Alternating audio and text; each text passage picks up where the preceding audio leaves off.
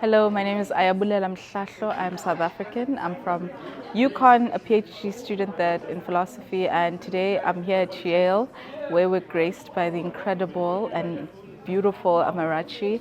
Her poetry is incredibly transformative.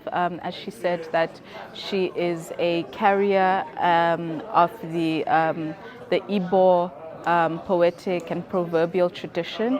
And so to just be here and to be animated by her poetry, by her work, that she is carrying from her ancestors is an incredible honor.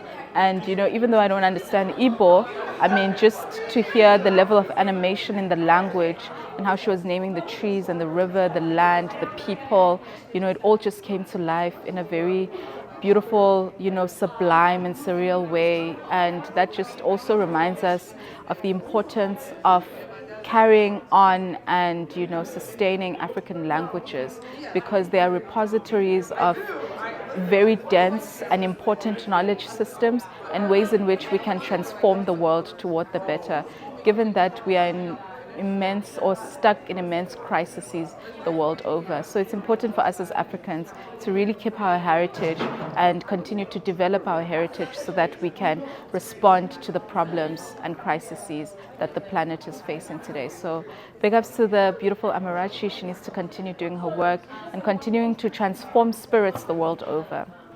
Period. Kamaku. You say.